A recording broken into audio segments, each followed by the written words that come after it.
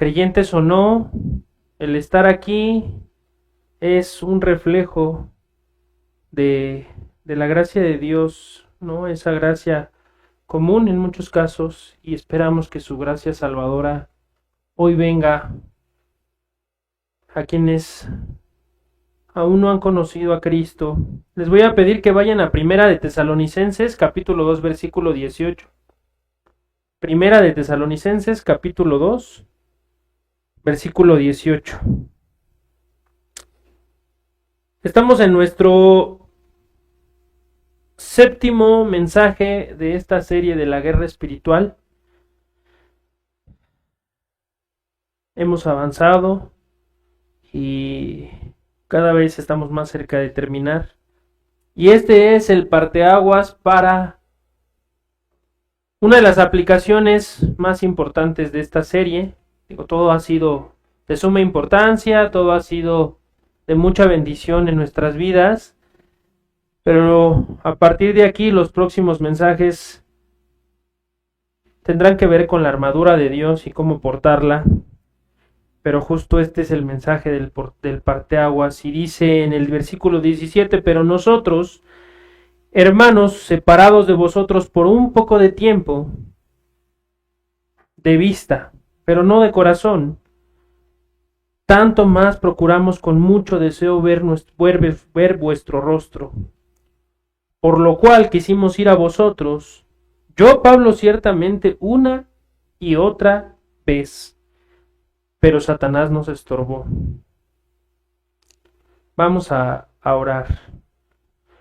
Bendito Padre, Señor, te agradecemos por los himnos entonados en este día en tu nombre, Señor, que sean de gratitud, que sean de alabanza, que sean de gozo, Señor, en ti. Te rogamos, Padre, por tu palabra predicada en este día, que seas tú quien hable, no hombres, que edifiques a tu iglesia, que llames, Señor, a quienes no te conocen, que utilices este mensaje y no tomes en cuenta las debilidades de quien predica, Señor. Sabemos que tu palabra no vuelve vacía y es perfecta para ser aplicada, que los hombres no podemos convencer a nadie, que solo tú, Señor, eres quien transforma nuestras vidas, quien edifica, quien construye, quien siembra, quien riega. Eres tú, Señor, el dador de todo. Ayúdanos a ser responsables.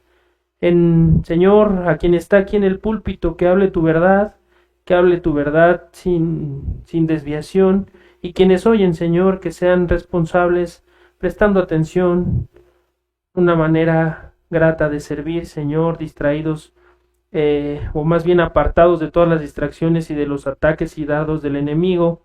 Parte de lo que veremos hoy, Señor, que nos ayudes a ser sensatos, haber llegado aquí preparados durante toda la semana, para que justo estos ataques no tengan un blanco al cual, Señor, apuntar. Por eso te damos gracias también por tu palabra que es verdad, que se predica en este país con amor, y por cada siervo, Señor, que tú has levantado y que predica tu verdad, que tú seas con ellos en los distintos lugares, distintas iglesias, misiones que has levantado, Padre, en cada templo que has erguido, donde estos siervos se han preparado para hablar, Señor, tu verdad. Por eso te rogamos, te damos gracias por San Mateo, Señor, que aún tu iglesia siga creciendo, que tú sigas llamando, Señor, a los que han de ser salvos en este lugar, en este estado, en este municipio, y que seamos, si es tu voluntad, Señor, muchos usados en la cadena de salvación. Por eso te pedimos y te damos gracias en Cristo nuestro Rey y Salvador. Amén. Justo aquí Pablo dice: hermanos, hemos querido visitarlos, hemos querido estar con ustedes. No estamos en vista, pero en corazón sí, ¿no? Vemos a un Pablo que ama a la iglesia en Tesalónica, vemos a un Pablo que les habla con amor, que les habla con denuedo, pero sobre todo en lo que nos vamos a enfocar es en lo que dice el versículo 18, dice: por lo cual quisimos ir a vosotros, dice, hemos hecho intentos de ir a vosotros, especialmente yo, Pablo, dice, lo he intentado una y otra vez, pero ¿qué dice? Satanás nos estorbó. El estorbo de Satanás ha impedido que Pablo pueda visitar a Tesalónica. Así es el ataque del enemigo. Satanás nos estorbó, dice Pablo. Y antes de entrar en el corazón del mensaje, debemos entender lo que está ocurriendo en la vida del apóstol Pablo cuando escribió estas palabras. Cuando Pablo llegó a Tesalónica, como nos narra Hechos 17, que no vamos a citar hoy, ni vamos a visitarlo, ahí apúntenlo nada más si no recuerdan este texto. En Hechos 17 Pablo nos enseña, nos muestra cómo es que llegó a Tesalónica y qué es lo que pasó ahí.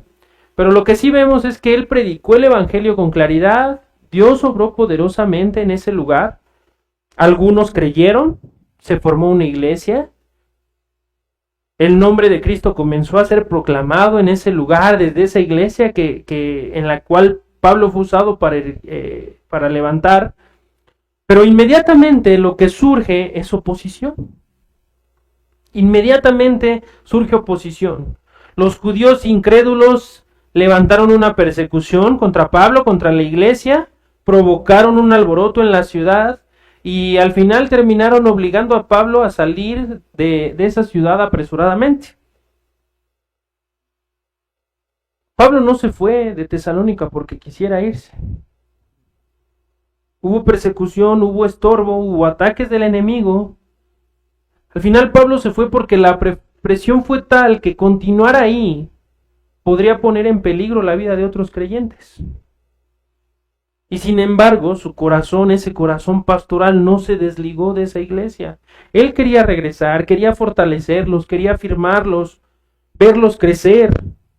Y como él mismo lo dice, lo intentó, y no una vez, sino una y otra vez. Pero no pudo. Pablo no pudo.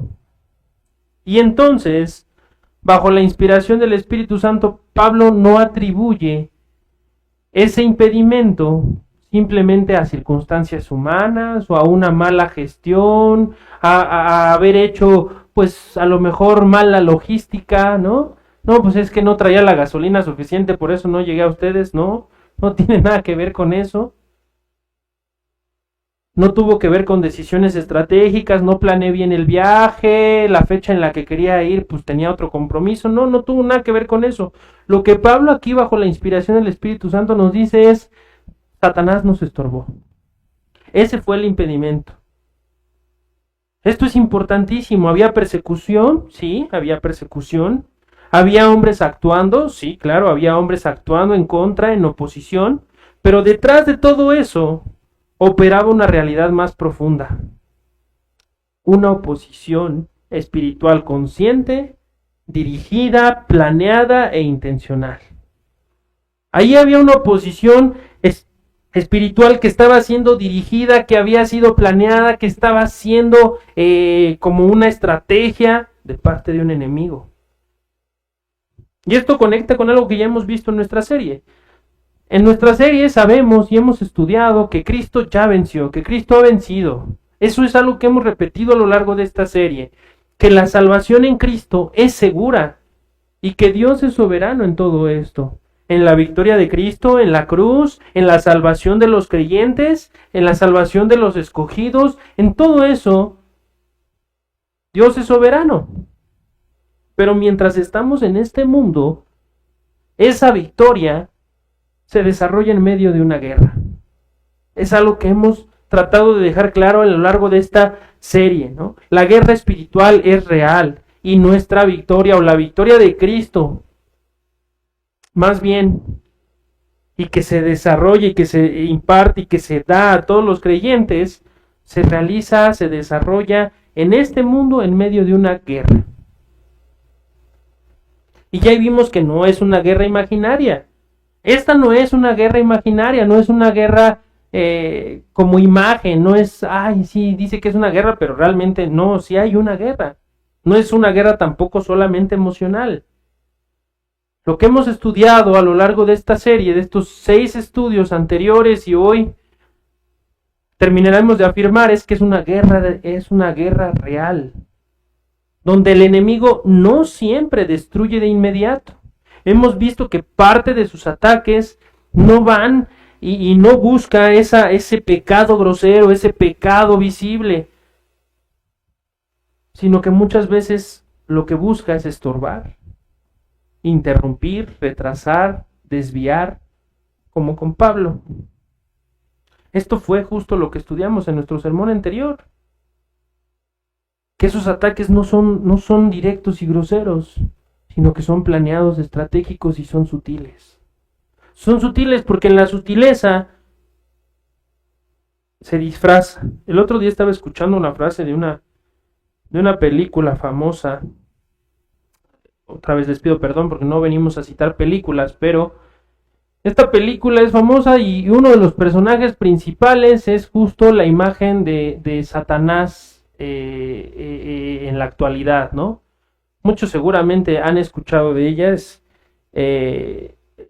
Esta película donde un abogado se supone que es contratado por este personaje que representa a Satanás, y en una de las frases, en una de las charlas que está teniendo con este abogado, le dice: a ti te falta una cosa, y lo que te falta es ser discreto. Ser discreto. Tú no debes de buscar llegar a cualquier lugar y ser reconocido. ¿Por qué? Porque desde la oscuridad, desde donde menos eres importante, es de donde más puedes atacar, decía este personaje, ¿no? Y esto es cierto, esto es la manera en que maquina. El mundo es impresionante cómo aún en su necedad el mundo todavía puede verlo, ¿no? Y lo peor es que, usado o no por el enemigo, salen este tipo de frases en películas famosas en donde, si pusiéramos un poquito de atención, aprenderíamos a ver cómo es este enemigo, ¿no? Cómo no se oculta, cómo él te dice: yo te voy a atacar de esta manera. Esto fue parte de lo que estudiamos justo en estos mensajes anteriores, y hoy vamos a entrar más profundamente en eso, en cómo opera ese estorbo de Satanás, cómo se manifiesta en la vida del creyente y cómo debemos enfrentar. Con eso pasamos a nuestro primer punto, y es simplemente un breve resumen sobre lo que ya hemos hablado, la realidad inevitable de una guerra espiritual. Hermanos, esta serie nos ha enseñado que la vida cristiana no es simplemente una vida moralmente mejorada. No es una vida emocionalmente más sensible, más estable. No, la vida cristiana no se trata de eso. No es: pues ya soy moralmente mejor. Pues tengo mucho más sensibilidad emocional. Lloro por el dolor de mis hermanos, ¿no? Tampoco se trata de una vida más religiosa. De lo que se trata esto es que la vida del creyente es una vida en guerra. Y no una guerra visible a los ojos, pero sí profundamente real en sus efectos, en lo que causa, en las consecuencias.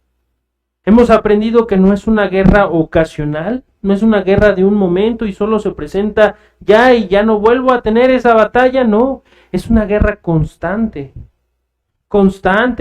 Y también algo que hemos aprendido es que no es una guerra externa únicamente, ¿no? Sino que principalmente, recuerdan, en uno de los mensajes decíamos que ese ataque muchas veces estábamos esperando desde afuera, la tentación venía de afuera porque ya veíamos el letrero, el anuncio, el ataque directo, pero lo que decíamos es que muchas veces y principalmente esa tentación viene y resurge desde adentro, ¿no? Cuando el apóstol Pablo dice: Satanás nos estorbó, lo que está aquí haciendo es revelarnos algo increíble. Vean, Pablo no era un creyente inmaduro. En ese punto de su vida, Pablo no era un neófito, Pablo no era un creyente inmaduro. Tampoco era alguien que fuera fácilmente confundido. No era alguien que se ponía a charlar con el enemigo y pudieras desviarse de la fe y del conocimiento que Dios había fundado en él. No, Pablo aquí, en este punto, era un hombre con una claridad doctrinal real. Era un creyente fiel, con un fervor profundo, en comunión profunda con Dios. Había sido usado para levantar la propia iglesia a la cual había sido estorbado. Y aún así, Pablo, que no era ningún neófito, sino un creyente maduro, reconoce que su camino fue interrumpido por una oposición espiritual real. Vean, esto es algo increíble, hermanos, porque esto debe de llevarnos a ajustar nuestra expectativa. Muchos creyentes viven con una idea silenciosa, pero que es muy peligrosa. La idea de que la vida cristiana debe de fluir sin demasiada resistencia. Que si tú eres un creyente que tiene oposición, es porque algo estás haciendo mal. No. Viven con esa idea silenciosa, peligrosa de que si Dios está con ellos, entonces todo debería de acomodarse con facilidad. Pero la Escritura no promete, en ningún lado promete ausencia de conflicto. La Escritura en ningún punto nos promete ausencia de conflicto. Más bien promete la presencia de Dios en medio del conflicto. Hemos enfatizado mucho, e incluso he sido repetitivo en esta serie, sobre este tema. Porque si como creyentes no entendemos esto, si como creyentes no alcanzamos a dimensionar cómo funciona la vida del creyente en el entorno de una guerra espiritual, comenzaremos a interpretar mal nuestra vida espiritual. Si me veo en oposición, entonces empezaré a interpretar que soy un mal creyente. Si empiezo a ver oposición, si empiezo a ver conflicto, posiblemente podría estar desviado en pensar que no estoy siendo productivo.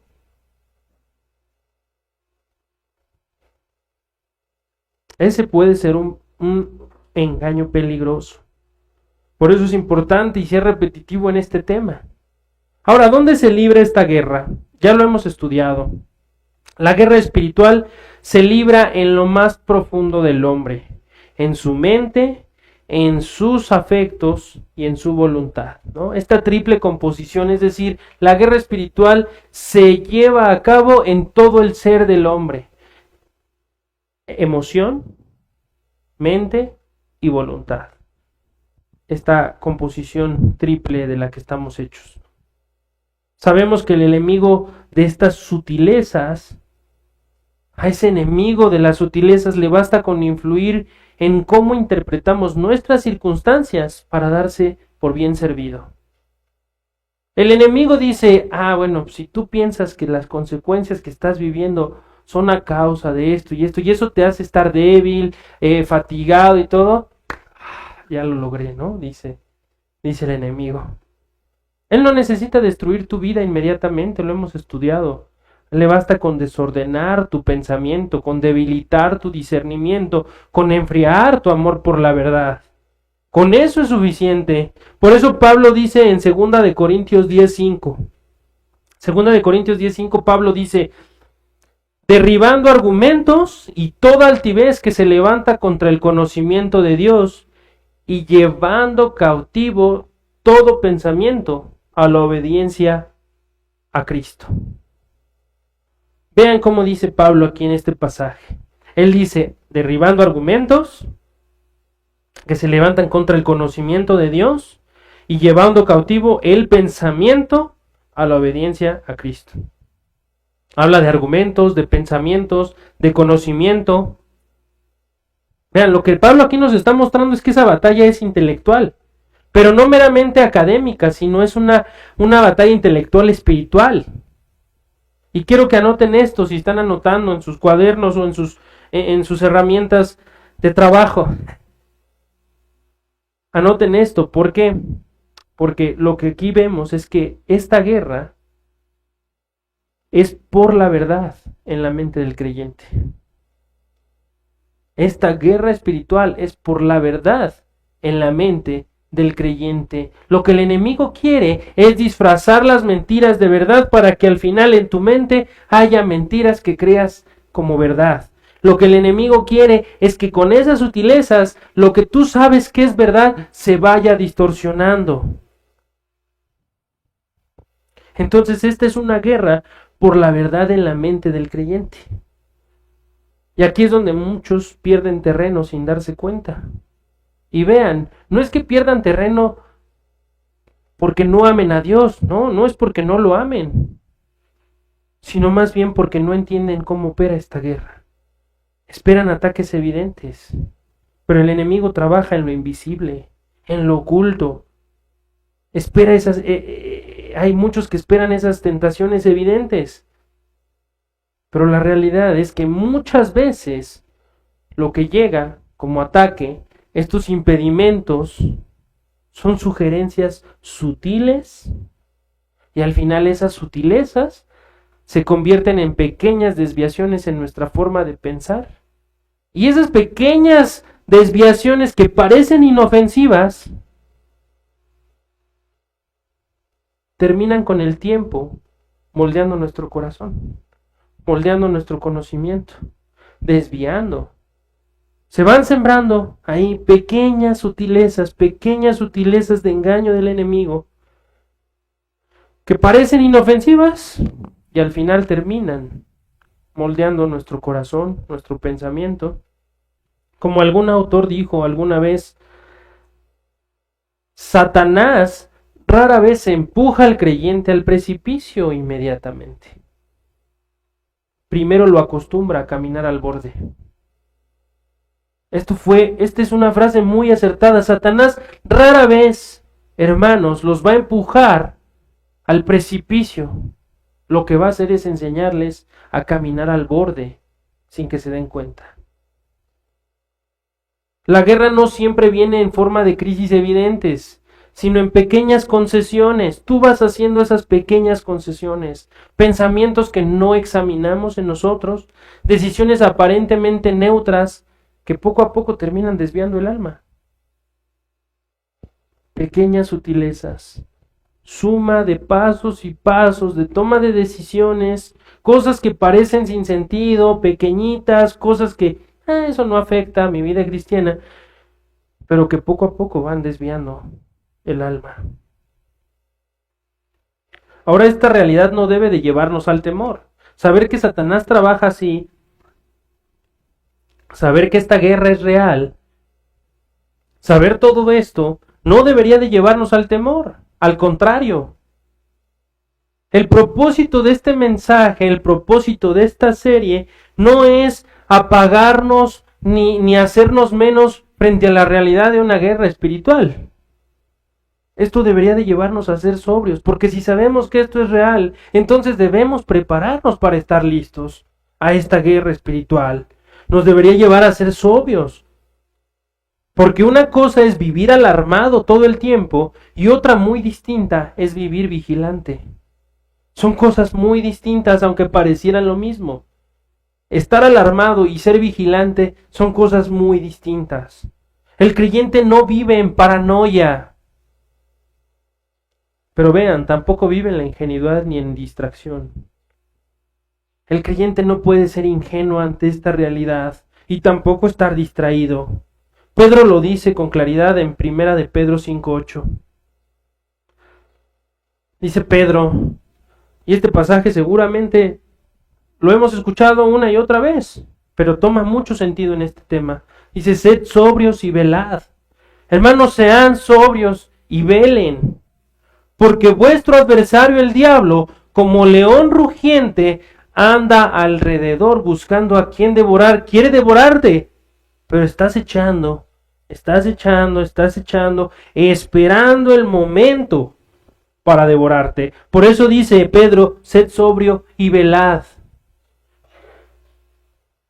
No dice tengan miedo. Aquí Pedro no dice estate temeroso, ten pánico, ten temor. No, dice sé sobrio, sean sobrios. Es decir, tengan una mente despierta a esta realidad, una mente clara, consciente de lo que está ocurriendo. Y esto explica por qué algunos creyentes comienzan a sentir con más intensidad su lucha en ciertos momentos. Y no es porque el enemigo se haya vuelto más fuerte. No, en esos momentos de lucha, lo que puede estar pasando y lo que es más seguro que está pasando no es que el enemigo se haya hecho más fuerte, sino que el creyente ha comenzado a avanzar con mayor claridad en el camino de Dios. ha comenzado a crecer en madurez, ha comenzado a mejorar y entonces se vuelve un verdadero dolor de cabeza para el enemigo. Si el creyente no reconoce esta guerra, si no la entiende, si no discierne cómo opera, va a vivir reaccionando en lugar de resistiendo. Cuando un ataque llega en un creyente que no está preparado a esta realidad, simplemente está reaccionando a los ataques del enemigo. Pero un creyente que se ha preparado, que es consciente de esta realidad, vive resistiendo. Es decir, el ataque no llega. Y si llega, está preparado y listo para defender, para levantarse, para resistir.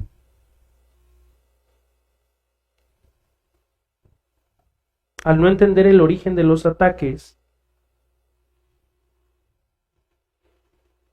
si tú no logras entender el origen de estos ataques, buscarás aplicar soluciones superficiales a problemas espirituales.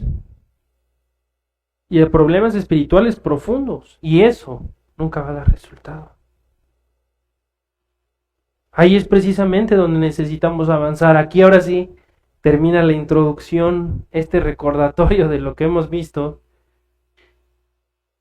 Fue una introducción rápida.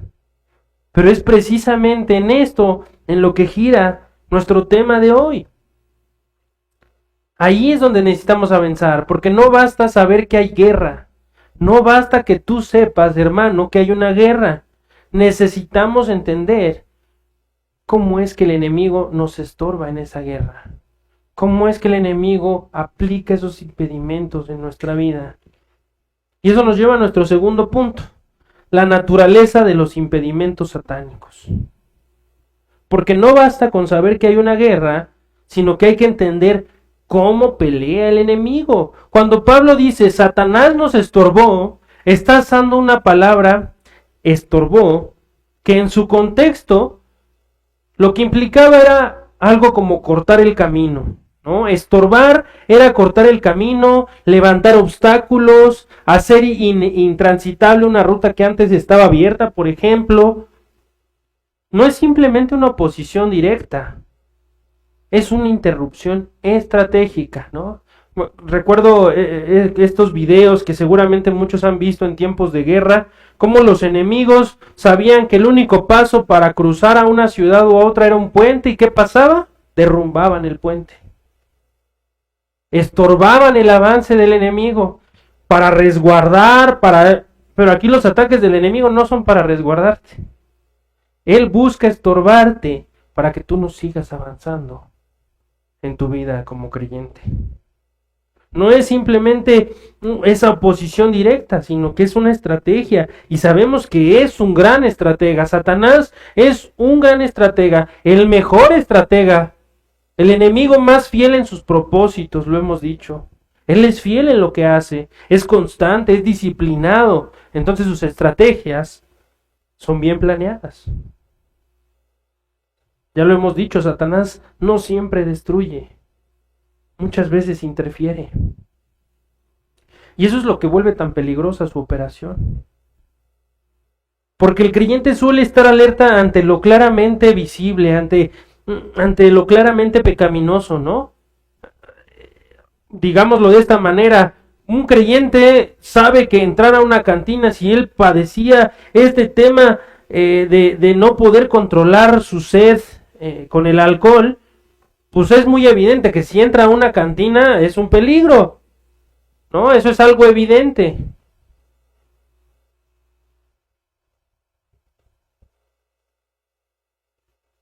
Y entonces está alerta a esas señales, a lo que es claramente pecaminoso. Pero no siempre el creyente discierne lo que es sutilmente dañino. Tú y yo, hermanos, muchas veces no estamos atentos y no discernimos entre lo que sutilmente nos daña. Recuerden lo que decíamos el mensaje anterior. Decíamos que Satanás no usa el mismo anzuelo para todos los peces. Él te conoce, Él me conoce. Y la manera en que me ataca a mí no es la misma manera en la que va a atacarte a ti. Él no usa ese mismo anzuelo para todos. Él conoce cuál es tu comida favorita. ¿Cuál es tu gusano favorito? ¿Tu carnada favorita? Eso significa que el tipo de estorbo que tú enfrentas puede no ser el mismo que enfrenta otro creyente. Pero en todos los casos, el objetivo es el mismo. Es pescarte, es interrumpir la obra de Dios en tu vida. Cualquiera que sea el caso. Ese es el propósito, interrumpir la obra de Dios en tu vida. Estorbarte, impedirte. Ahora, ¿cómo se ve esto en la práctica? El enemigo puede estorbar usando cosas que en sí mismas no son malas. El enemigo va a usar cosas que en sí mismo, por sí solas, no son malas. Y esto es lo que lo hace muy peligroso. No todo estorbo viene de forma evidente, de pecado evidente. Muchas veces, vean y pongan mucha atención aquí, hermanos. Incluso tú, amigo, que me escuchas, muchas veces viene en formas de ocupación, en formas de distracción, de saturación. Puede ser con cosas de trabajo, con cosas de escuela, con familia, con problemas personales, con temas de carga emocional. En sí solas esas cosas no son malas, no es malo que tú trabajes, de hecho es necesario que trabajes. Dios dijo, con el sudor de tu frente comerás. Entonces es necesario que trabajemos para comer. Pero usa esas cosas que parecen, que son buenas, para volverse impedimentos en el crecimiento espiritual, en el crecimiento en la obra de Dios en nuestras vidas. Nos llena de distracción, nos satura con trabajo, nos llena de ocupación. No necesariamente te va a empujar a hacer lo malo, te mantiene ocupado en lo secundario para que descuides lo esencial. Esos son los ataques del enemigo. Él te mantiene ocupado en lo secundario, en lo que sí es importante, pero no más importante que Dios, para que tú lo hagas más importante que Dios. Y entonces lo esencial termina descuidándose. El creyente no deja de amar a Dios, por ejemplo, pero deja de orar como antes. No abandona la verdad, no niega la verdad, pero deja de profundizar en ella. Hermano, aquí puedes tú, no levantes la mano, no queremos que ninguno se evidencie, pero ve poniendo una palomita. Tú eres creyente y posiblemente no has dejado de amar a Dios. Eso no va a pasar, pero ¿cómo estás orando? Tú no has abandonado la verdad. Tú crees que esta es la palabra de Dios, pero ¿qué tanto estás profundizando en ella? No niegas el evangelio, pero terminas tratándolo como algo básico en tu vida, como algo más, no como el centro de tu vida.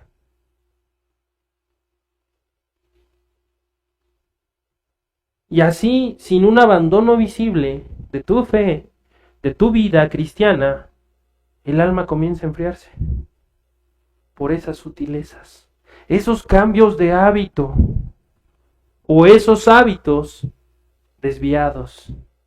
Ahora oro porque tengo que orar, no porque quiero orar. Ahora estudio la Biblia porque tengo que estudiarla, no porque quiera saber más del Dios y del Cristo de esa Biblia. ¿Ven? Leer la Biblia no es malo. Orar no es malo.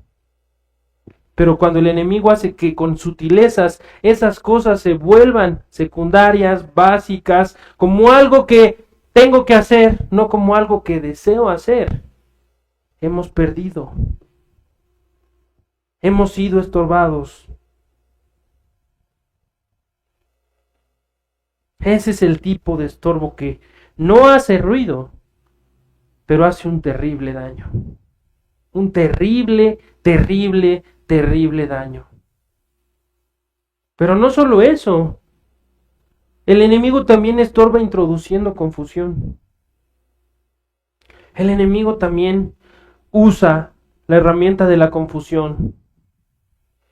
Satanás no tiene problema con que exista la religión. De hecho, sus ataques nunca han sido para destruir la religión.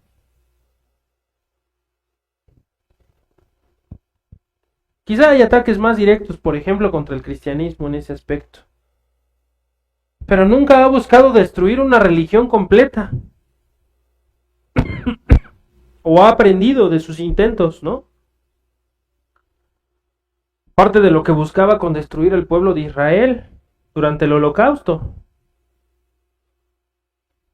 Pero al final, ese tema de la religiosidad, de la religión, no tiene problema con que exista. No tiene problema con que haya actividad espiritual en este mundo, pero lo que sí le incomoda es la verdad pura, la verdad absoluta.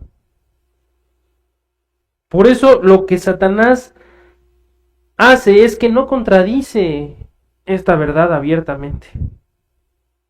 Muchas veces lo que hace es mezclarla, la distorsiona, la diluye. Por eso hoy en día vemos tantas sectas que se levantan todos los días con una verdad distorsionada, con una verdad diluida. Él sabe y conoce bien este pasaje. Un poco de levadura leuda toda la masa, y mete esa levadura en las iglesias, en la verdad, para terminar leudando toda la masa. Lo que Satanás hace aquí es introducir ideas que parecen correctas, pero que están tantito desviadas. Solo poquito. Pero ese ligeramente es suficiente para desviar el corazón. Para desviar al creyente. O para desviar más bien a quien oye. Él sabe que un poco de levadura leuda toda la masa. ¿Por qué, hermanos? ¿Por qué, amigos? Porque una verdad mal aplicada, o una verdad incompleta, o una verdad fuera de contexto, puede ser tan peligrosa como una mentira. Es más, un pasaje, un texto fuera de contexto, dice Sugel, es un pretexto, y nosotros decimos es un ataque que ha llegado a su lugar por Satanás. Un texto que es mal aplicado. ¿Cuántas veces hemos escuchado? Porque de tal manera amó Dios al mundo que todos, ¿no? Y ahí se quedan, y ya todos serán salvos. No, todo aquel que crea en el Hijo será salvo. Y esa desviación en la verdad termina con la perdición de tantos y tantos y tantos. Por eso, hermanos, es que el llamado hoy es que debemos prepararnos. No podemos estar satisfechos tan solo con lo que estudiamos aquí cada domingo. Eso no es suficiente. Debemos esforzarnos por ser madurados y crecer en toda verdad. Tantas oportunidades, está el instituto, son tan edificantes, poder ver las verdades más allá de la leche que siempre estamos bebiendo. Hay que buscar ser alimentados con carne. No podemos seguir siendo niños buscando leche. Tenemos que madurar, buscar la carne, el alimento sólido, ser preparados, madurados, porque cuando llegue la desviación y el ataque, si no estamos preparados, seremos confundidos. Seremos confundidos. Ahora no solo nos ataca con la parte de la confusión, o con las cosas que parece que son buenas en sí, sino que también estorba mediante la presión emocional. El tercer ataque que usa es la presión emocional. No, esa es la naturaleza de sus ataques. Porque si el creyente comienza a vivir guiado por lo que siente en lugar de lo que sabe,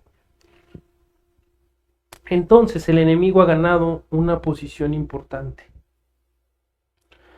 Si tú, hermano, comienzas a vivir por lo que sientes y no por lo que sabes, el enemigo habrá ganado terreno en tu vida. Vean, yo tengo varios amigos que estimo, unos amigos estimados en el mundo, que lamentablemente están en una de estas sectas en donde tú entras y el hielo seco, la alabanza, las luces tenues te hacen sentir, te hacen vibrar, se llenan de emociones. Pero todo lo que abunda en ese lugar son emociones y nada de verdad.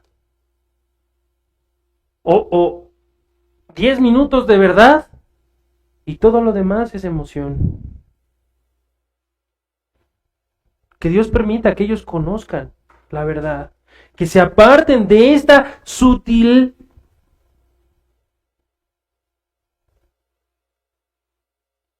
de este sutil engaño del enemigo. ¿Por qué? Porque justo con esas sutilezas, la alabanza no es mala. En sí la alabanza es para honrar a Dios. Pero llega un punto en que con sutilezas termina siendo desviada para emocionar al hombre y apagarlo. ¿Ven?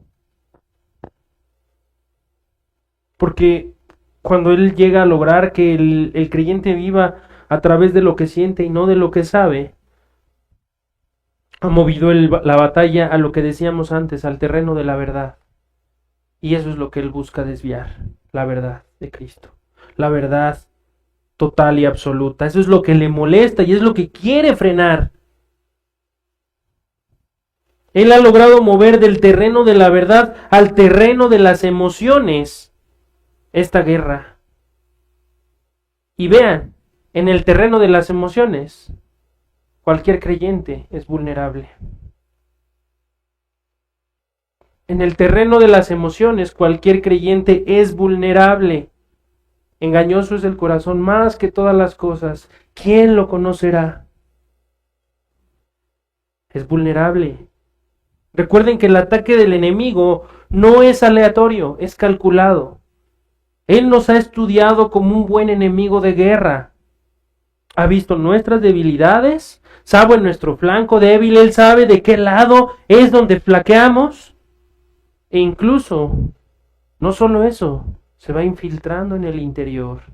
Tiene espías en el interior, ¿no? Como en estas guerras. El caballo de Troya, dentro de las ciudades y los muros, que termina destruyendo desde el interior. Son esas sutilezas que se van echando raíz dentro de ti. Porque el enemigo no solo estorba desde afuera, muchas veces usa lo que ya está dentro de ti. Esas sutilezas que en pecado ha construido desde adentro. Tus inclinaciones, tus debilidades, tus tendencias. Satanás no crea algo nuevo necesariamente dentro de ti, no. Simplemente potencia lo que ya está ahí. Él potencia lo que ya está ahí. Por eso la guerra espiritual no puede separarse de la mortificación del pecado. No puede separarse. Esta guerra espiritual no va si no hay en el creyente mortificación del pecado.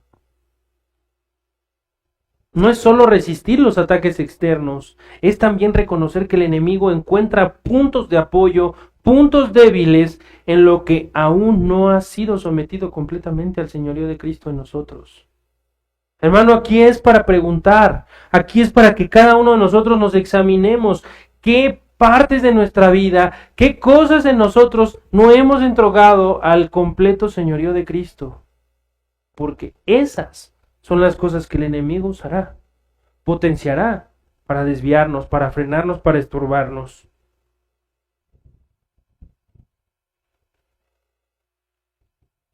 Por eso es que la vida cristiana no solo es resistencia, también es santificación. También es santificación. Y esto, hermanos, nos lleva a ver una necesidad en nuestras vidas: el discernimiento. Eso es algo necesario en la vida de cada creyente, porque no solo necesitamos saber que el enemigo nos estorba, sino que necesitamos aprender a reconocer cuando lo está haciendo de su propia, o lo está haciendo en nuestra propia vida, más bien. Necesitamos reconocer eso, y para poder reconocerlo necesitamos aprender a discernir los estorbos y ataques del enemigo.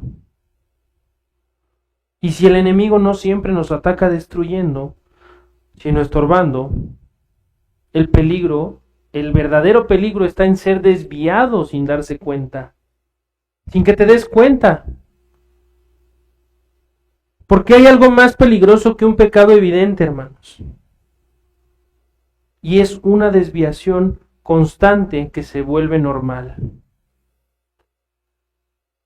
Una pérdida que va siendo gradualmente puesta en nosotros y va haciendo que esa pérdida gradual sea de sensibilidad espiritual. Que dejemos de sentir espiritualmente y entonces el alma deje de percibirla. ¿Se acuerdan la frase de este personaje en el tiempo de la Alemania nazi, que logró trastornar tanto la verdad a través de una mentira? Y él decía: una verdad repetida 1000 veces se vuelve verdad, ¿no? Goebbels, ¿no? Decía esto. Y eso fue lo que hicieron. Todo el tiempo había transmisiones en todas las calles con esta grabación que les leía, les lavaba el coco, hasta que la gente lo creyó. Hasta que la gente creyó todas esas mentiras. Es lo que hace Satanás. Todo el tiempo, constantemente te está metiendo una mentira que terminas creyendo como verdad. Una mentira que repetida constantemente se vuelve verdad. Y la pregunta a este punto, en nuestro séptimo estudio de la guerra espiritual, no es si hay una guerra espiritual. Yo espero que ya todos aquí sepamos que hay una guerra espiritual, que es real, que es directa, que es contra nosotros y que es natural en la vida del creyente, en todos los creyentes. Si tú no estás en guerra, algo hay mal, o puede que no haya sido cimentado en Cristo aún y estés engañado. Pero la pregunta ya no es si existe la guerra, sino cómo se está manifestando en nuestra propia vida.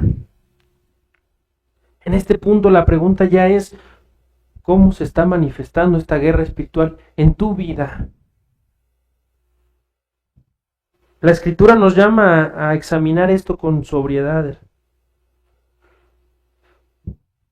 porque los ataques del enemigo llegan como patrones, como hábitos, como pequeñas alteraciones en la vida espiritual, que poco a poco, como esas mentiras 1000 veces repetidas, esos patrones, esos hábitos, se van a terminar estableciendo. Llegan con apariencia de normalidad. Y por eso es tan fácil vivir con ellos, convivir con ellos sin identificarlos, hasta que han echado raíz y se vuelven nuestra nueva normalidad. ¿Ven lo peligro de esas sutilezas del enemigo? Llegan como algo, como un hábito que en sí solo no está mal, pero terminan echando raíz sin identificarlos y se vuelven nuestra nueva normalidad. Y entonces estamos un escalón abajo en lugar de un escalón arriba. Hemos retrocedido en lugar de haber avanzado. Justo como mencionábamos hace rato, uno de los principales y de los primeros lugares donde esto se manifiesta es en la oración.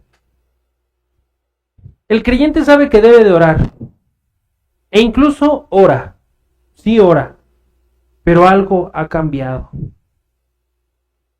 La mente ya no está atenta, el corazón ya no está tan involucrado, la urgencia de orar ha disminuido. Se ora, pero más por un hábito que por dependencia real. Y lo más peligroso es que esto no se percibe como un ataque. Lo más peligroso es que esto se percibe como algo común. No, es que estaba cansado. No, es que mi rutina. No, es que por falta de tiempo. Vean, es algo tan sutil. Hoy tuve un día súper pesado. El trabajo me hizo llegar a las 11:45 de la noche y entonces estaba muy cansado, tenía sueño. Pues ya no pude orar, pero mañana le echo el doble. Y eso es porque empezamos a verla como algo, como un hábito, pero no como una urgencia, no como una necesidad. Cansancio, rutina, falta de tiempo, son las sutilezas del enemigo, se vuelven un hábito hasta que de repente ha pasado un mes y no has tenido la necesidad de orar. Ha pasado una semana, incluso ha pasado un día y no has tenido la necesidad de orar. Hermanos, esperamos que aquí ningún creyente pase un solo momento sin haber dejado de orar. Y si esto es así, este es el llamado hoy. La advertencia, las sutilezas del enemigo pueden estar desviando tu atención de lo que es verdaderamente importante.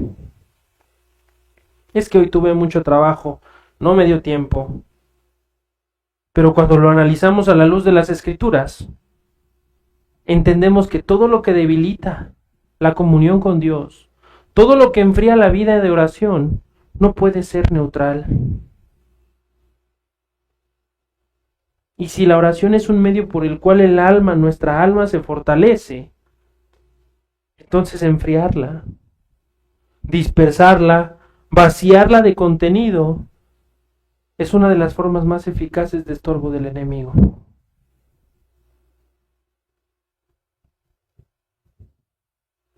Otra manera en que se manifiesta el ataque y el estorbo es en la obediencia. Y aquí el asunto se vuelve más delicado. Porque el creyente muchas veces no desobedece por ignorancia. No es que desobedezca por ignorancia, sino por demora. El creyente sabe lo que debe de hacer. Sabe que debe de perdonar a su prójimo, a sus atacantes, a sus enemigos. Sabe que debe de perdonar, que debe de hablar, que debe de avanzar, que debe tomar una decisión concreta delante de Dios. Pero ¿qué creen? No lo hace. Y no dice que no. No es que diga, no, no lo voy a perdonar. No es que diga, no, no lo voy a hacer. No, no voy a tomar esa decisión. No, no voy a avanzar. No, no voy a hablar de Dios. No. Pero hoy no. No es que diga que no, sino que lo pospone. Simplemente lo pospone. Y esa postergación parece pequeña. ¿Cuántas veces has tenido la oportunidad de platicar con alguien, con tu primo, con tu hermano, de compartirles el evangelio? Y está ahí la oportunidad y dices, no es que no le quiera hablar, pero no era el momento. Como ya sabes qué momentos tienes. No, hermanos, esa postergación parece pequeña, pero en realidad es una de las herramientas más sutiles del enemigo. Y vean esto, también anótenlo, a Satanás le basta con que no obedezcamos en el momento que debemos hacerlo. No que no obedezcas, sino que no obedezcas en el momento que debiste hacerlo. Con eso le basta. Eso es suficiente. Esa es la sutileza. Y con el tiempo, esa obediencia retrasada, ¿qué creen? Deja de ser obediencia.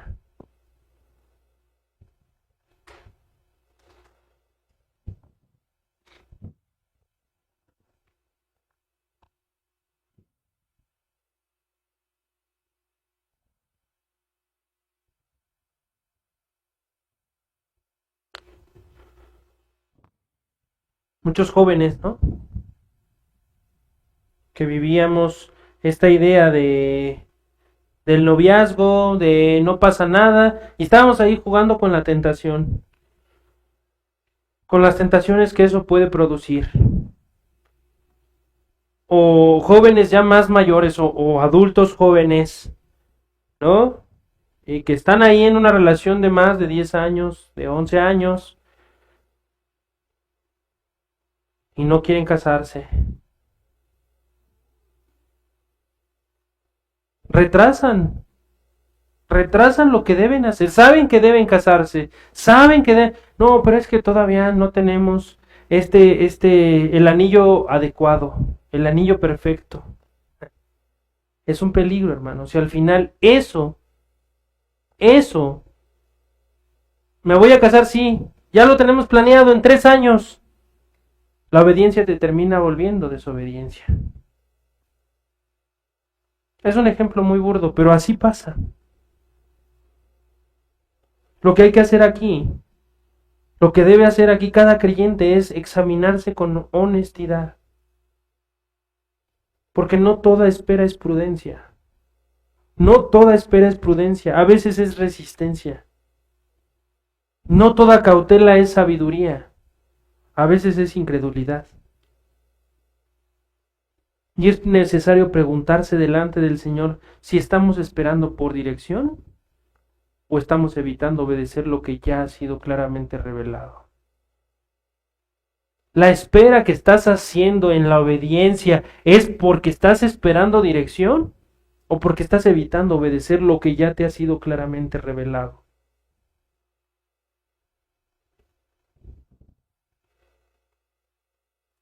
Y una tercera manera de manifestar esos ataques, que es una de los quizá los más campos más sensibles donde se manifiestan estos impedimentos, es justamente en la mente. La batalla en la mente es constante y es de las más silenciosas. Hay pensamientos que nos interrumpen sin aviso, ideas que aparecen de repente, impulsos que el creyente no desea, que incluso le duelen, porque no reflejan su amor por Dios.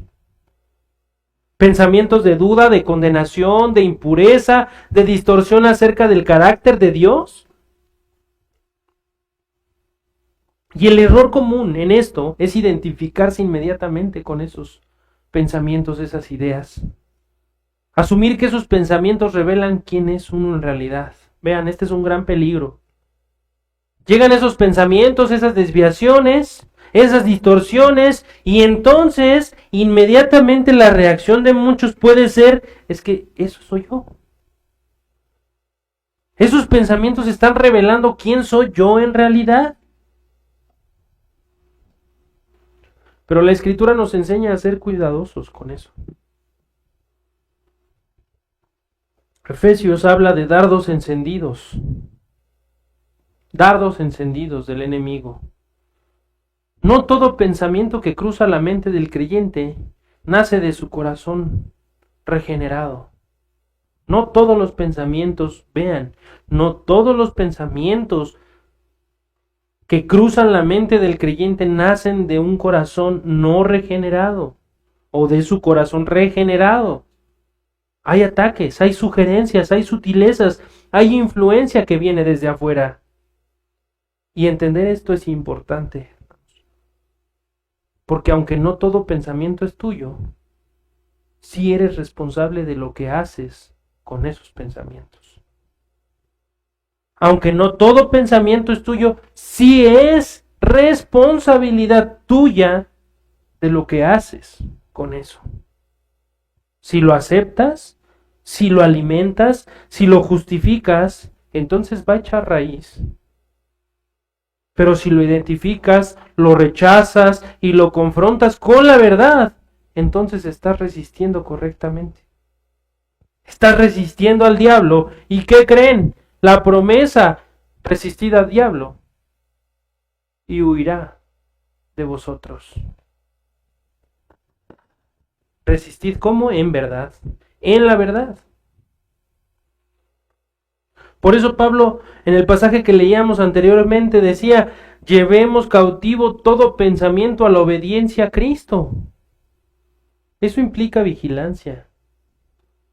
Eso implica que el creyente no puede vivir con una mente descuidada. No puede dejar que cualquier idea se asiente en su corazón, eche raíz. No, hermanos, debemos examinarnos, debemos examinar todas esas ideas, todas esas implicaciones, esas sutilezas, filtrarlas y confrontarlas con la verdad de Dios. Esa es la batalla que se libra en la mente. Y uno de los últimos puntos sobre cómo se manifiestan estas cosas, estos ataques, estos estorbos, estos impedimentos satánicos, es que el enemigo también estorba el crecimiento espiritual. Hay creyentes sinceros, hay creyentes que aman a Dios, que no negarán el evangelio, pero que avanzan poco. No porque Dios no está obrando, sino, vean, avanzan poco porque han aprendido a convivir con lo que les estorba. Han aprendido a convivir con el estorbo. Han normalizado la distracción. Han aceptado una fe superficial. Han dejado de profundizar en la verdad. Y eso termina debilitándolos. Hermano, tú estás creciendo poco. Tú ves tu vida estancada como creyente. Examina esto en tu corazón, en tu mente. Si estás conviviendo, si has aprendido a convivir con el estorbo. Vivo en las distracciones. Estoy pensando más en qué película voy a ver el lunes de cine que en cómo voy a servir. Cuidado con esa distracción. Anoten esto, hermanos, amigos. Cuando la mente no está anclada en la verdad, el corazón comienza a moverse con facilidad. Cuando la mente no está anclada en la verdad, el corazón comienza a moverse con facilidad. Y vean, ahí la vida cristiana empieza a ser guiada más por emociones que por convicciones.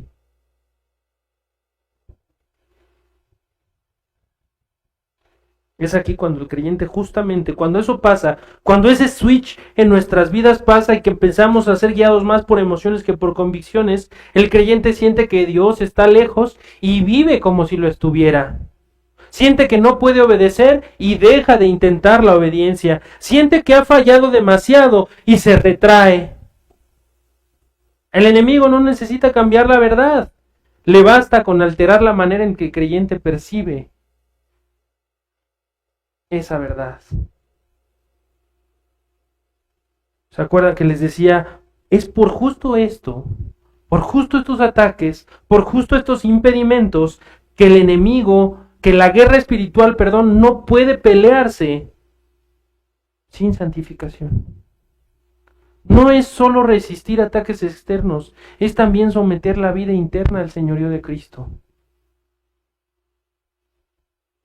Porque donde hay pecado no tratado, hay terreno para el enemigo. Donde hay orgullo no confrontado, hay terreno para el enemigo. Donde hay descuido de la palabra de Dios, hay terreno para el enemigo. Y el creyente sabio no usa una guerra espiritual como excusa, sino como un llamado a examinar su vida con mayor seriedad. Nuestra guerra espiritual. Examinémonos. Examina tu vida con mayor seriedad, hermano. No sea que estés siendo estorbado sin darte cuenta. Ahora vamos a nuestro cuarto punto. ¿Cómo discernir los impedimentos? Y esto es importante porque debemos aprender a diferenciar entre la mano de Dios y la oposición del enemigo. Porque eso nos obliga, justo ese punto nos obliga a ir más profundo.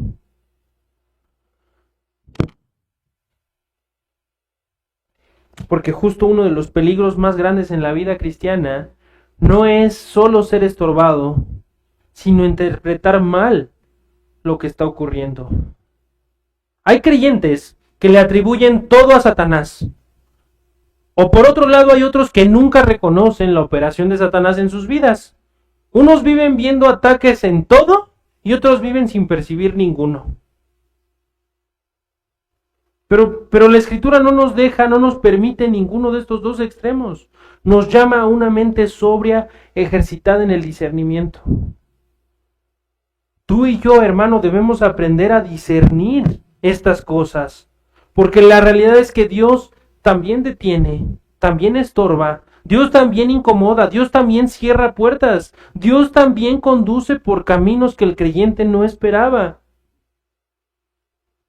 Por eso es necesario entender la diferencia entre la obra de Dios y la oposición del enemigo. Y esa diferencia no siempre está en la forma en que sucede, sino en el fruto que produce. Externamente, ambos estorbos, ambos impedimentos pueden parecer similares, pero internamente producen efectos completamente distintos. Vean, cuando Dios detiene, lo hace para que tú te acerques a Él. Aunque haya incomodidad, hay una inclinación, por ejemplo, hacia la oración, hacia la dependencia, hacia el examen del corazón. Aunque no entiendas todo, no importa, pero hay una obra de humillación y de fe. El producto, el fruto de ese estorbo es crecer en oración, crecer en dependencia, hacerte un examen constante, crecer en humillación y en fe. Dios no te va a detener nunca para enfriarte, sino para que profundices en sus verdades, para crecer en Él. No detiene nunca al creyente para confundirlo, sino para dirigirlo con mayor claridad a su tiempo. Pero el enemigo, en cambio, ¿qué creen que hace? Aunque use circunstancias parecidas, opera con un propósito completamente distinto. Sus estorbos no llevan a mayor claridad espiritual, sino a confusión. No producen dependencia, sino dispersión. No fortalecen la fe, sino que, ¿qué creen? La desgasta. No te lleva a buscar a Dios, sino a posponerlo. Y ese es un indicador clave. Hermanos, nosotros vivimos recientemente una decisión familiar en nuestra casa. Y esa decisión fue tomada en base a esto. A cómo esto te está llevando a Dios o te está alejando de Él. A cómo esto te está fortaleciendo o te está enfriando. Por eso el creyente debe de aprender a hacerse una pregunta sencilla pero profundamente reveladora. Hermanos, ante estas situaciones, pregúntense todo el tiempo, ¿esto me está acercando más a Cristo o me está alejando de Él? Si te está alejando de Él, no viene de Dios. Es un ataque de estorbo del enemigo. Si te está acercando a Dios, si te está acercando a Cristo, viene de Él. Abrázalo para crecimiento, pero hay que aprender a discernir. Hay que aprender a discernir, porque no todos son ataques y no todo viene de Dios.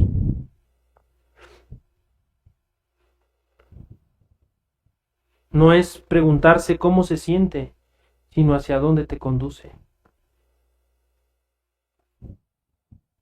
Y aquí es justamente donde la mente del creyente debe estar anclada a la verdad.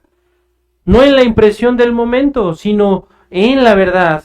Porque no todo lo que parece razonablemente espiritual es espiritual. Y no todo lo que se siente correcto proviene de Dios. No. El enemigo muchas veces hace el ataque mediante lo que es legítimo. Ya vimos varios ejemplos. Pero eso legítimo está fuera de lugar o desordenado. Él puede usar ocupaciones válidas para desplazar lo esencial. El enemigo puede llenar la vida de actividad, pero vaciarla de comunión con Dios. Puede mantener al creyente ocupado, pero espiritualmente débil. Y eso es especialmente peligroso, porque el creyente sigue haciendo cosas buenas, pero mal enfocadas. Por eso el discernimiento no se trata solo de identificar lo incorrecto, sino de distinguir entre lo esencial y lo secundario, entre lo que edifica y lo que distrae, entre lo que realmente fortalece el alma y lo que simplemente ocupa tu tiempo. La Escritura dice en Hebreos 5:14, Hebreos capítulo 5 versículo 14, pero el alimento sólido es para los que han alcanzado madurez, para los que por el uso tienen los sentidos ejercitados en el discernimiento del bien y del mal. Hermanos, usen sus sentidos para discernir del bien y del mal. Y así, en toda verdad, buscar el alimento sólido. Usen sus sentidos. Ese discernimiento no aparece de forma automática, no es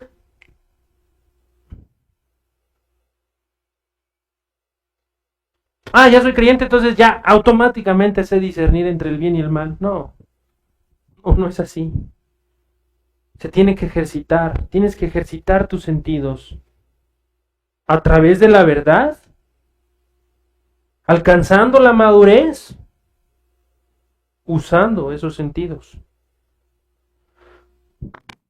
Se desarrolla con el uso, con la práctica, con la exposición constante a la verdad, con una vida que toma en serio lo que Dios ha dicho. Ese discernimiento es el resultado de una mente formada por la Escritura y un corazón que camina en comunión con Dios.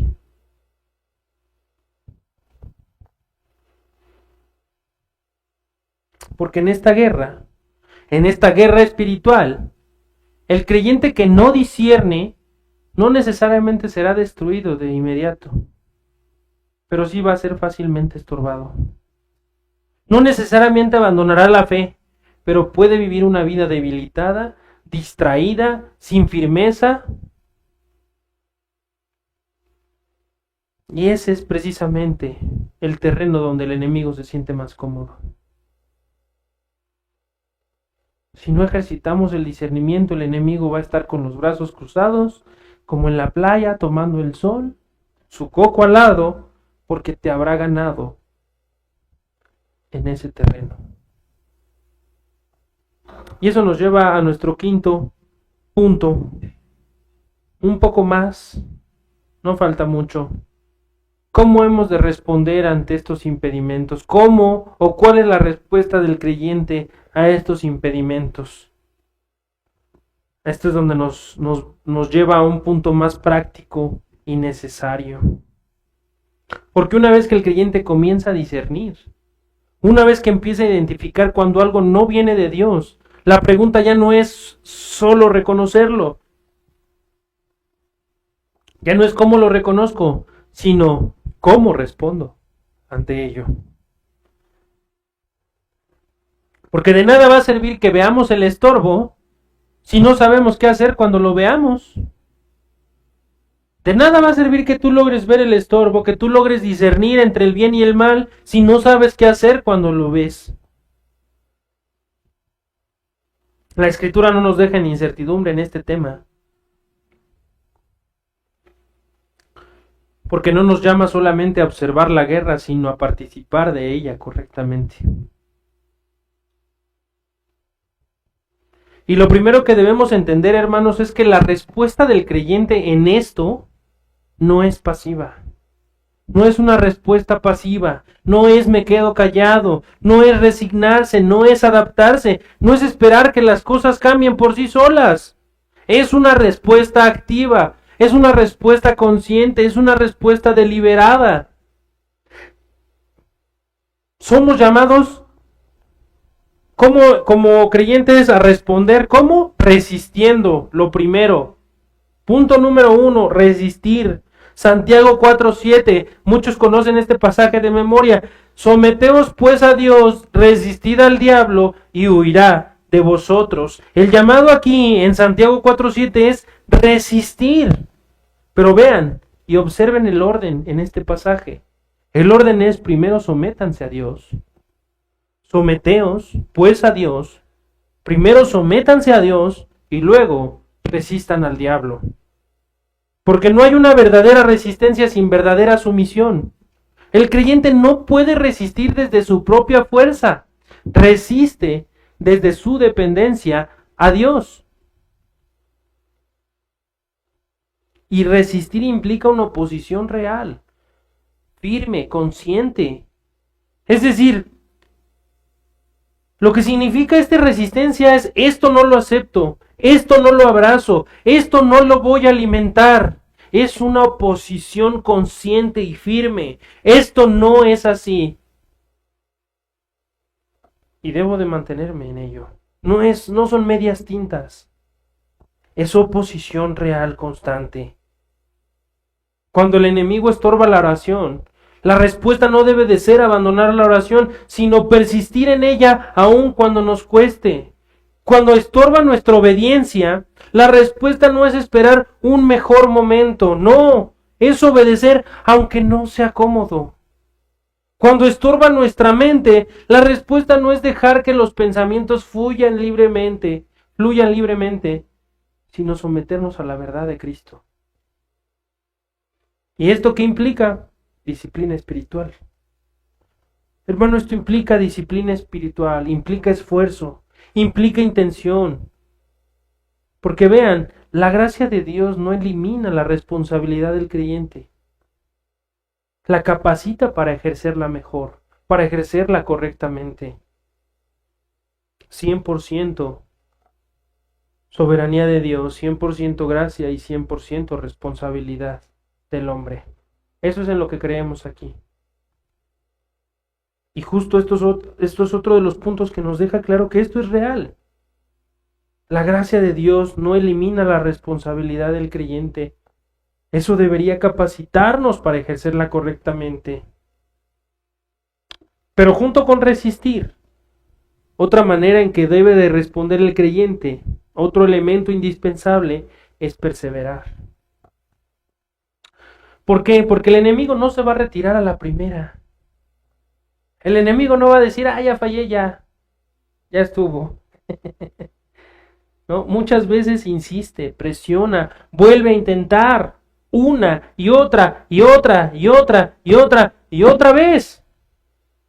Hasta que el creyente, y aquí es donde muchos creyentes se cansan, resisten un poco, aguantan un poco, pero al no ver un cambio inmediato, bajan la guardia y es en ese punto donde el estorbo vuelve a tomar fuerza. Es ahí, cuando estás cansado, cuando dices: no, pues ya no vi cambio, ya, basta. Por eso la perseverancia es clave. ¿Y cuánto has de perseverar? Cuanto sea suficiente. No se trata de solamente un acto de una vez. No, se trata de una postura constante. Y vean, hermanos, para que esto sea posible no es que tú tengas que saberte el ABC y recitar el ABC, ¿no? No es esta fórmula mágica que yo digo el hechizo y ya lo logré, ¿no? Cuando llegue el ataque ahí digo el hechizo, no. Por eso no es vivir reaccionando, sino accionando. No es vivir reaccionando, es vivir preparados, resistiendo, perseverando en esa resistencia. No se espera que llegue el ataque para entonces decir el hechizo mágico, no, es una vida. Por eso es que la perseverancia es clave. No es resistir un día, es vivir resistiendo. No es obedecer ocasionalmente, es caminar en obediencia continua. Aquí conviene recordar esto, hermanos. La vida cristiana no es una serie de momentos aislados. La vida cristiana no es solo cosa de ciertos momentos de fidelidad. No, es un caminar constante. No es un acto, es una vida entregada. Esa es la vida cristiana. También debemos entender que la respuesta del creyente incluye el uso de medios que Dios nos ha dado. Y esos medios es que resistimos con la verdad, con la palabra, con la oración, con la comunión, con una mente formada por la Escritura. Efesios 6 nos llevará más adelante en nuestra serie a ver con mayor claridad esto. Pero aquí ya se establece el principio de esos próximos sermones, y es que el creyente no pelea desarmado. Dios no nos dejó expuestos. Dios nos ha dado recursos reales para sostenernos en medio de la batalla. Una armadura que debemos portar diario. Diario es nuestro uniforme, diario. Pero hay algo todavía más profundo en esta respuesta. Porque el creyente no solo debe de resistir, no solo debe de perseverar, no solo va a utilizar los medios de gracia que Dios nos ha dado, también descansa en una realidad que no depende de tu desempeño. Y eso, como siempre y centrado en todo nuestro mensaje, durante todos estos 7 mensajes, es la obra consumada de Cristo. Esa es la mayor respuesta del creyente. Cristo no solo venció al enemigo en el desierto, no solo resistió la tentación, como ya hemos estudiado. En la cruz, Cristo despojó a los principados, a las potestades, y como dice Colosenses, los exhibió públicamente.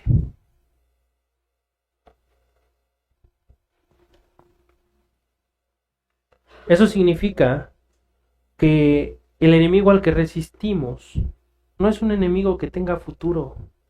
Es un enemigo derrotado que ya actúa pero sin victoria final. Hermanos, nosotros peleamos sabiendo que Cristo ya venció. ¿Recuerdan? Ese es el lema de esta serie, ¿no? Peleamos sabiendo que Cristo ya venció. Eso debe de afirmarnos en la batalla. Porque el hecho de que Cristo ha vencido no elimina la necesidad de resistir. Lo que hace es que la fundamenta. No elimina la lucha, le da sentido a la lucha. Y por eso llegamos a nuestro último punto, la necesidad de estar preparados. El llamado de hoy, a donde nos dirige todo esto que hemos visto hasta ahora. Porque el siguiente paso no es solo entender la guerra ni responder a ella, sino estar revestidos correctamente para permanecer firmes en medio de esta guerra. No basta con buenas intenciones, hermanos. No basta con tener deseos sinceros de agradar a Dios. No basta con haber entendido el Evangelio en algún momento en tu vida. No, la vida cristiana requiere preparación constante. Porque uno de los errores más comunes del creyente es pensar que puede sostenerse en la batalla con lo que ya sabe, con lo que ya vivió, con lo que ya experimentó. Pero la guerra espiritual no se pelea con experiencias pasadas, sino con una vida actual, hoy, de comunión, de verdad y dependencia de Dios. Muchos creyentes no caen por falta de amor a Dios, sino por falta de preparación. No porque rechacen la verdad, sino porque no están firmes en ella. No porque no quieran obedecer, sino porque no están equipados para resistir cuando la batalla, cuando la presión llega. Por eso el apóstol Pablo, cuando habla de la guerra espiritual en Efesios 6, no comienza diciendo, peleen. No, lo que él dice es vestíos de toda la armadura. No comienza con una acción externa, sino con la preparación interna. No comienza con la lucha, sino con la condición del creyente antes de la lucha. Hermano, ¿cuál es tu condición antes de la lucha? ¿Cuál es tu condición hoy? Porque el creyente puede intentar resistir, pero si no está preparado, será fácilmente movido. Puedes tener momentos de firmeza, pero sin estabilidad. Puedes tener convicción, pero no permanencia en esa convicción. Y eso es lo que el enemigo busca. El enemigo busca no necesariamente derribarte de un golpe, sino encontrarte desprovisto, distraído, descuidado, sin defensa. Es un momento donde no estás velando. Y por eso la preparación del creyente no puede ser ocasional, debe de ser constante.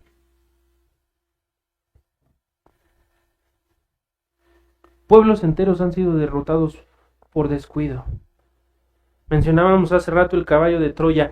Este es el caballo de Troya del enemigo, buscarte descuidado, desprevenido y dormido para después asediar tu ciudad, incendiarla desde dentro y tenerte conquistado. Por eso, hermanos, la pregunta aquí es ¿qué significa estar preparado? No significa simplemente tener conocimiento bíblico acumulado. No significa saber conceptos teológicos. No, todo esto es importante, pero no es suficiente por sí solo. Estar preparado implica que la verdad no solo está en tu mente, sino que gobierna tu vida. La verdad no solo la conoces, la vives. Implica que la palabra no solo la conoces, la crees, sino que la meditas y la aplicas. Implica que tu comunión con Dios no es esporádica, no es cuando tienes ganas, sino es algo constante. Implica que tu corazón está vigilante todo el tiempo, que tu mente está sobria todo el tiempo, que tu vida está siendo ordenada conforme a Cristo todo el tiempo. Es una condición integral, es un todo. Porque la guerra espiritual no se gana con un área fuerte y otras descuidadas. No, porque el enemigo nos estudia y las áreas que has descuidado serán tu punto de ataque. El enemigo no necesita dominar toda tu vida. A él le basta con encontrar un punto vulnerable. Hermanos, en la guerra, el país en guerra sabio, prudente, verificaba todos sus flancos, todas sus puntos débiles, todas sus áreas de debilidad y las reforzaba, porque sabía que sería en esos puntos donde se concentraría el mayor ataque. Hermano, examina cuáles son tus puntos flacos, examina cuáles son tus flancos débiles y fortalece esos puntos. Dalos y entrégalos a Cristo. Encuentra y examina cuáles son los puntos en tu vida que no has entregado a Cristo. Porque es ahí donde el enemigo te va a estorbar y donde serás enfriado. Muchos creyentes viven expuestos sin darse cuenta. No porque no tengan acceso a la verdad, sino porque no la están usando. No porque no amen a Dios, de nuevo lo digo, sino porque no están velando. No porque no hayan crecido en algún momento, no, sino porque han dejado de cuidar su vida espiritual con la misma seriedad. Y esto te puede pasar a ti como a mí, como a cualquiera de nosotros. Y entonces, cuando el estorbo aparece, cuando la presión llega, cuando la tentación se intensifica, no es que el enemigo haya tomado más fuerza, es que el creyente no estaba preparado. Por eso la exhortación de la Escritura es constante. Velad, permanecer firmes, estar atentos. Y esto no es como una carga pesada, sino como una necesidad real. Hermanos, velen, permanezcan firmes, estén atentos. Y recuerden que no es la preparación la que nos va a dar la victoria final, pero sí es el medio por el cual permanecemos firmes en ella. La victoria es de Cristo, ya ha sido lograda, ya ha sido asegurada, pero la preparación es el medio por el cual permanecemos firmes en esa victoria. El creyente es llamado a permanecer en esa victoria, a vivir conforme a ella, a no ser movido de esa posición. Y para no ser movido, necesita estar revestido de toda la armadura. No parcialmente, no ocasionalmente, no solo en momentos difíciles, sino de manera constante. Y por lo tanto la preparación, hermanos, es indispensable. Es indispensable. Porque el creyente no fue llamado simplemente a sobrevivir espiritualmente. No fuimos llamados a sobrevivir espiritualmente, sino a permanecer firmes, a avanzar, a crecer, a glorificar a Dios en medio de esta guerra. Y si el creyente necesita estar preparado, si no puede enfrentar esta guerra de cualquier manera, entonces debemos de considerar con claridad cómo Dios mismo nos ha provisto todo lo necesario para que su pueblo permanezca firme. Por eso es que en el siguiente mensaje comenzaremos a estudiar la armadura de Dios y cómo revestirnos. Pero hasta ese momento, hermanos, a la luz de todo lo que hemos visto, el llamado no es simplemente a recordar que hay una guerra, es a examinar cómo la estás viviendo realmente hoy. Porque el problema que este mensaje expone no es solo que hay un enemigo, es que muchas veces hemos aprendido a vivir y a convivir con el estorbo. No se trata de si has sido atacado, eso es evidente. Si ya has sido atacado, eso es evidente.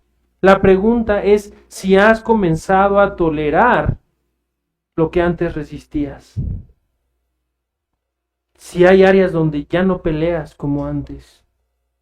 No porque hayas vencido, sino porque te acostumbraste. Examina tu vida con precisión, hermano, no de forma general. Hazte las siguientes preguntas y medita en ellas. Hermanos, hermanas, ¿su oración se ha vuelto ligera, automática, sin peso? ¿Ya no te incomoda esto? Otra pregunta, ¿tu obediencia se ha vuelto lenta y ya la justificas como parte del proceso? ¿O tu mente se llena de pensamientos que no confrontas y simplemente los dejas pasar? Tu vida espiritual ya no avanza, pero dices a ti mismo, ¿así es la vida cristiana? Si esto es así, esa no es una normalidad espiritual, eso es un estorbo tolerado en tu vida. Y el peligro no es que hayas caído de golpe, sino que te estás desviando lentamente sin darte cuenta. Por eso el llamado no es simplemente resiste. El llamado hoy, hermano, es recupera la claridad. Vuelve a tomar en serio lo que Dios ya te mostró. No negocies con lo que ya sabes que debes hacer. No postergues lo que ya fue puesto delante de ti. Hay decisiones que no requieren más tiempo. Lo que requieren es tu obediencia. Y también hay áreas donde no necesitas más información. Lo que necesitas es confrontación. No te preguntes solamente, ¿qué más debo aprender? Pregúntate, ¿qué ya sé y no estoy haciendo? ¿Qué es lo que ya sé y no estoy haciendo? Porque el estorbo más peligroso no es el que te detiene por completo, es el que te permite seguir, pero fuera del camino. Y si eso no se corrige, si eso no lo corriges, con el tiempo produce una vida espiritual sin fuerza, sin filo, sin firmeza, una vida espiritual apagada. Hermano, identifica el estorbo, muévete hacia la obediencia, reconoce la distracción y vuélvete a la comunión. Detecta la debilidad y aférrate a la verdad. No necesitas empezar todo de nuevo, necesitas retomar con claridad lo que ya sabes. Y para ti, querido amigo, que aún no estás en Cristo, ustedes jóvenes que vienen aquí cada domingo y aún no están en Cristo, el llamado es distinto pero igual de urgente. Tal vez escuchas todo esto y piensas, yo no vivo esa lucha. Y eso que digo, Charlie, ni me suena. Amigo, eso no debería de tranquilizarse, no debería de tranquilizarte, debería inquietarte. Si tú no tienes esta lucha, no deberías estar tranquilo, deberías inquietarte, porque la ausencia de guerra muchas veces es falta de vida espiritual. Tú no estás siendo estorbado porque no estás avanzando. No hay nada que el enemigo quiera estorbar. Tú no estás siendo resistido porque no te estás oponiendo al pecado. No hay nada a lo cual tengas que resistir. Y eso, querido amigo, no es libertad, no es que estás bien, eso es esclavitud que no percibes y estás abrazando. Pero aquí hay algo más importante, no se trata de este llamado a entrar primero a la guerra. El llamado hoy es a venir a Cristo. Porque no se trata de que aprendas a pelear mejor, se trata de que seas trasladado a una nueva condición. Y eso no ocurre por esfuerzo, eso no ocurre por decisión propia y superficial, no sucede por una mejora personal, no. Eso solo ocurre cuando reconoces tu condición delante de Dios y vienes a Cristo tal como estás, confiando en lo que Él ya hizo. No necesitas entender toda la guerra espiritual para venir. No necesitas entender qué es todo lo que hemos dicho. No, necesitas entender que fuera de Cristo no tienes defensas. Y en Él no solo hay perdón, querido amigo, hay vida nueva. Y necesitas esa vida nueva.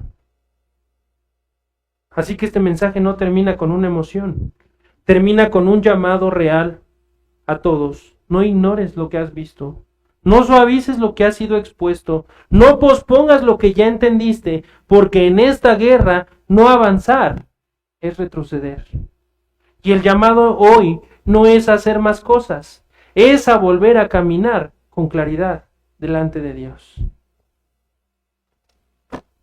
Bendito Padre, te damos muchas gracias, Señor, por tu palabra predicada, porque, Señor, podemos seguir viendo en tu verdad la necesidad de examinar nuestros corazones, de examinar nuestra vida a la luz de esta guerra espiritual que es real, que es verdadera, y de los ataques del enemigo para estorbarnos en nuestra vida como creyentes, y aún, Señor, en aquellos que no te conocen, que no tienen esta guerra, que no hay lucha, porque siguen abrazando, Señor, al enemigo, lo ven de frente y lo abrazan, lo ven de frente y siguen sometidos a Él. Él ha conquistado sus vidas, pero en Cristo, Señor, hay libertad, verdadera libertad. Y por eso te pedimos, porque aún hoy, Señor, quienes no te conocen, sean llamados a Cristo. Y por cada creyente aquí, Padre, por cada creyente que escuche este mensaje, que sea de mucha utilidad, que sea un verdadero llamado a examinar nuestras vidas, a no dejar, Señor, que nos acostumbremos a las sutilezas del enemigo, a ser atentos, a discernir, Señor, y a darte la gloria y buscar darte la honra, a volver a nuestro primer amor, a amar, Señor, y a abrazar y anhelar la oración, a amar, Señor, a abrazar nuestros estudios bíblicos, a amar, Señor, y a abrazar, buscando la madurez en tu verdad, Señor, para poder resistir al diablo y así huya de nosotros. Por esto te pedimos en el nombre de Cristo nuestro Rey y Salvador. Amén.